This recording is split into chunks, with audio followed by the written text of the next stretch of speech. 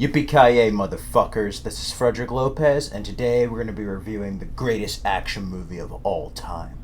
Here we go.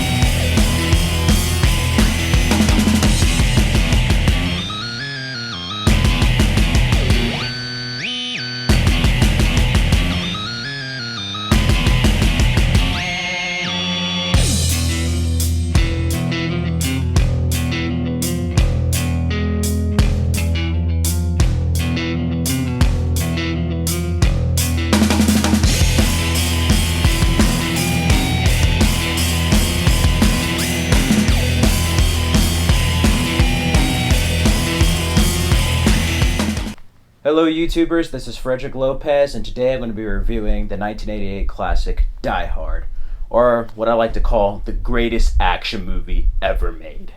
Yes, Die Hard changed the genre, and it's one of the greatest action movies ever made. It is the greatest action movie ever made. So many films over almost the past 30 years have tried to mimic Die Hard. Even the sequels have tried to mimic Die Hard, but there can only be one Die Hard.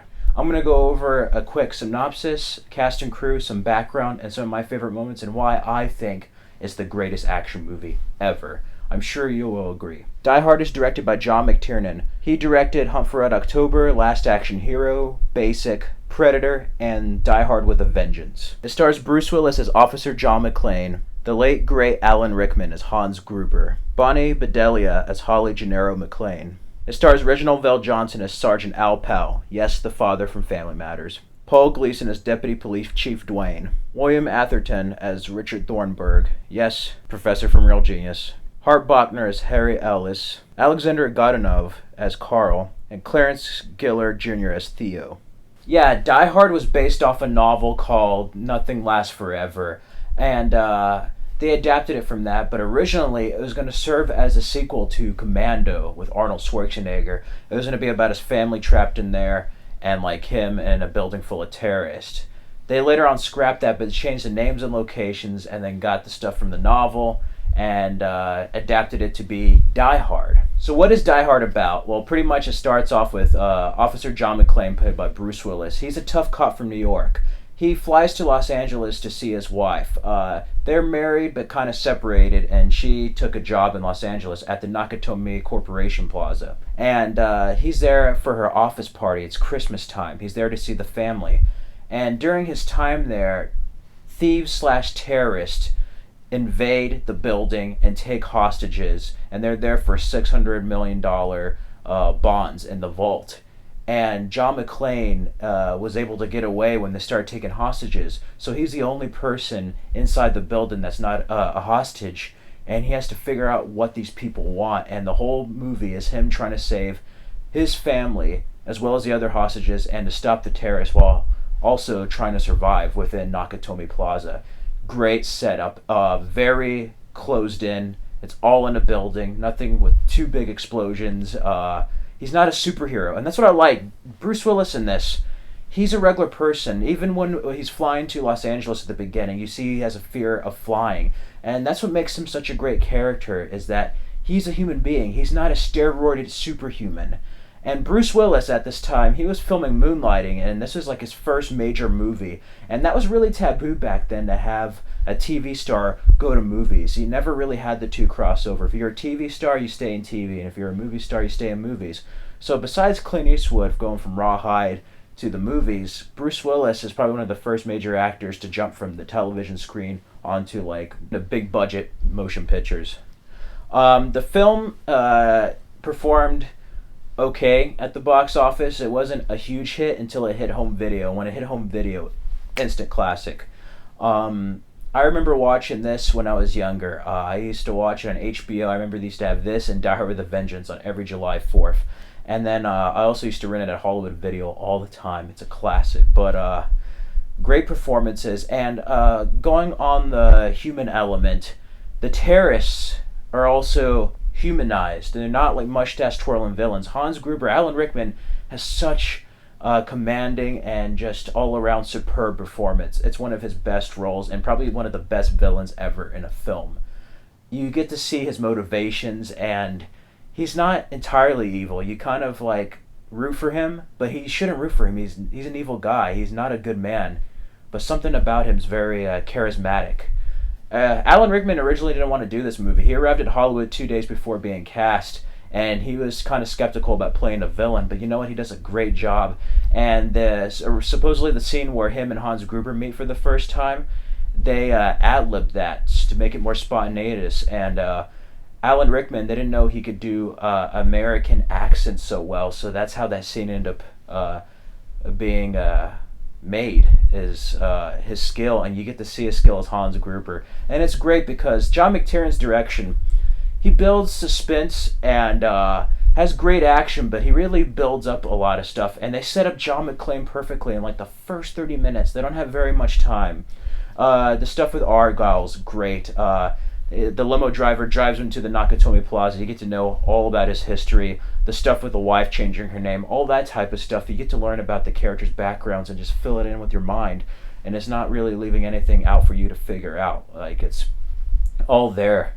And then you get to see some of their marriage problems. And then once the terrorists come in, then it gets on high gear and it becomes a very intense action film. And another thing about being humanized, Bruce Willis gets hurt in this, like, a lot. And he's not a superhuman, so like you really feel for him when he gets hurt. When he's like running and he gets his bare feet filled with glass, that was painful. Or if he gets scratched or hit, he gets hurt. Stuff like that happens. He misses the vents, everything. And it's great having Bruce Willis's humor. It's just like, even the part where he's in the ventilation shaft, it's like, come for a couple of drinks, a couple of laughs. And it's just great stuff talking to himself, because pretty much John McClane is not a perfect person. He's not a perfect human being. He has flaws. He's complex. But you know what makes it great? Is that he's the perfect person in this bad situation. He's the only person in this bad situation. And that's what makes Die Hard such a compelling film. Ode to Joy is great. John McTiernan's direction on the music. Michael Kamen does the score. Michael Kamen did the scores for Lethal Weapon, Three Musketeers, Last Action Hero, and the original Highlander. And the score is fantastic. There's a lot of Christmas themes, and that's one thing about Die Hard. You can watch it in the summer, and you can watch it in Christmas. And yes, I'm going to go ahead and say it. It's the greatest Christmas movie ever made as well. I'm sorry, but if Gremlins can be counted as a Christmas movie, Die Hard sure as hell can. Okay, I got that out there. But yeah, the score is great, and then Ode to Joy is great when they open the vault. Like, Ode to Joy is so fantastic. I feel bad. Every time I go to church and hear Ode to Joy, I always think of Die Hard. It's crazy. It's either like there's baptism, I think of Godfather, and then when there's Ode to Joy, I think of Die Hard. I can't help it. But yeah, very low budget. Nakatomi Plaza was actually at Fox headquarters, 20th Century Fox. They were building a new building, and they used the building, the headquarters, at Fox, and I thought that was so cool. And there's a lot of models used with like the helicopters and the SWAT vehicles. Very low budget, very practical, yet made it look bigger than it actually was. And that's good filmmaking there from John McTiernan. Not only the action, but being able to use what you have and just elevate it and make it a much bigger film than it actually is. And I feel that a lot of films are missing that. It also doesn't have a lot of shaky cam, really well shot. John DeBont did the cinematography for Die Hard. Now, you may remember he is also the cinematographer of Lethal Weapon 3, and this is why I always thought they were similar besides 20th Century Fox. John DeBont, the cinematographer of Die Hard, is also the director of Speed with Keanu Reeves. So yeah, that's very interesting. And then with Carl, there's a lot of great stuff there in the ho ho ho, I have a machine gun now. And then the scenes with Hans Gruber and him, it's really good.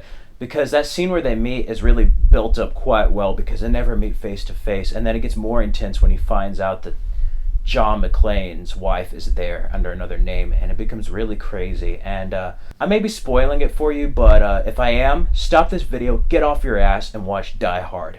Seriously, where the hell have you been if you haven't watched Die Hard? And don't tell me you've seen A Good Day to Die Hard or Live Free to Die Hard, and not this one. Good Day to Die Hard shouldn't be mentioned. I digress. Die Hard is fantastic. I can't really. I'm trying to go more into it because it's such an amazing film. It really is. It's an amazing film. And it follows everything an action movie should. Because he's a regular person, there's great action in it, but he gets hurt, you feel for him, and you're with the hero, you're with the protagonist every step of the way. You're worried if they get hurt. Everybody feels expendable at some point. It never feels like he's out of the open. You always feel like the first time seeing it, you're just like, is he gonna make it? Now, of course, he makes it. There's 4 Die Hard sequels, for crying out loud. But like, seriously, there's times where he really reaches the breaking point. You're just like, how much more can this poor guy take? And I really like that. It makes a great action movie. Mad Max Fury Road had it. Raiders of the Lost Ark. Great stuff there. But yeah, this is just the greatest action film ever made. Because not only does it have great cinematography, score, action, and effects, but it has story and characters we actually care about and that are charismatic. Even if they're evil, you're just like them. You love to hate them. Hans Gruber is the greatest villain ever in an action film.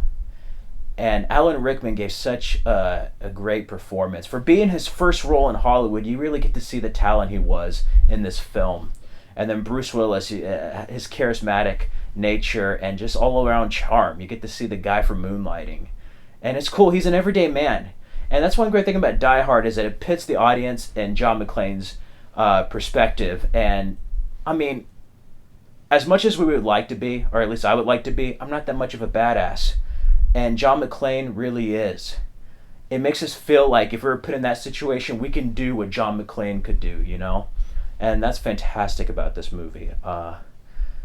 Like Superman and other stuff, and Arnold Schwarzenegger and Commando, like you can't kill 100 men and be all steroided out or be superhuman, but like John McClane, he's the everyday man, and that's what makes this action movie unique and very different and probably the best. Favorite moments, though, I love the fight between him and Carl. Carl coming back, pulling the action film type of cliche of the guy not really being dead. The meeting, like I said, with Hans Gruber. I also like the ending where he's rescuing his wife, and he tapes the last 2 bullets, his pistol, behind his back, and they're laughing. He's like, "What is it you said to me? Yippee-ki-yay, motherfucker." And they just start laughing, and it's just such a great scene. And then Bruce Willis is like, "Holly!" And then he gets a gun, and it's just like, shoots Hans, and then just like happy trails Hans. And then that fallen scene, and supposedly they're on a 21-foot model, and Alan Rickman was holding on to a stunt guy, and they had like an airbag to stop the fall. So it was a real fall, and they dropped him on the count of 2 instead of the count of 3, and that's where he got that reaction falling down. So that was crazy. A lot of practical stuff. Also, where John McClane's in the ventilation shaft, there was a stunt double, and he actually missed the first one. He ended up grabbing onto the second one, and the footage is shot with Bruce Willis catching it was the first one, but they made it like one continuous cut as if he missed it, slid down, and caught it. So that was a cool way of editing, and again, using what you have. I like the stuff with Argyle and then Theo. I love that guy from Matlock and Walker, Texas Ranger. Yeah, kids, if you don't know what Walker, Texas Ranger is, or even Matlock, well then, shit, I'm old. But, okay. I love that. It was like, the quarterback is toast. I just love that moment. Just a lot of good lines in this. And then Agent Johnson and Johnson, Robert Davey, and them, both in License to Kill. And Michael Kamen scores that, so that's kind of strange. Helicopter stuff. I love the jump where the helicopter, the bombs detonate, and John McClane jumps, and he's like, ah, and then through the glass, and the thing goes, and he slides. Just great stuff. Again, obstacles for John McClane to face. So, what is my quick score of Die Hard? Of course, I'm going to give it a 5 out of 5, a 10 out of 10, and an A+. On action reaction, this is the epitome of an action film. This is the greatest action film ever made, period. End of discussion. Die Hard is superb. And so many films have been trying to capture the magic of Die Hard, but it's just a whole bunch of elements in one movie, and you just can't recreate Die Hard. You really can't. No matter how hard you try, there's something special about the original Die Hard. Even other movies that are like it, Olympus Has Fallen, Toy Soldiers, or Masterminds, they've tried to recreate Die Hard in a different way, but there's only one Die Hard. So yeah, go see Die Hard again. It's the greatest action film ever. I want to go deeper into it. There's so much more I can discuss, but it's just all around great. And also the characters, there's just so much of situations with the police, FBI, terrorists there. John McClane has everything going against him, but you know what? He ends up pulling through in the end. And that's great. He has obstacles. There's always conflict. The character doesn't get away entirely. There's always an obstacle for John McClane to face, and that's just good storytelling. So yeah, go see Die Hard. That's it for this long overdue third episode of Action Reaction, even though it's actually the fifth one I filmed. I wanted to go more deeply in discussing this, but I had to figure out ways, and after Alan Rickman's passing, it kind of put me out of it. So now I finally reviewed Die Hard. That's my thoughts. It's not as in-depth as other reviews, but you know what? That's just my thoughts for this Action Reaction. The reason why I wanted to make this series is for action films, and Die Hard is the golden standard. So yeah, tell me what you think about Die Hard. What's your favorite Die Hard? What's your favorite moment of this Die Hard? What do you think is the greatest action film ever made? Personally, I think it's Die Hard, but it's the greatest Christmas movie. It's the greatest action movie. It may be the greatest movie. I don't know, but it's the greatest action movie for sure. So yeah, comment, like, subscribe. Check out my other stuff. I have some Die Hard videos on my other channel. But yeah, until the next Action Reaction, this is Frederick Lopez, and yeah, I'm much more of a John McClane guy, so yippee-ki-yay, motherfucker.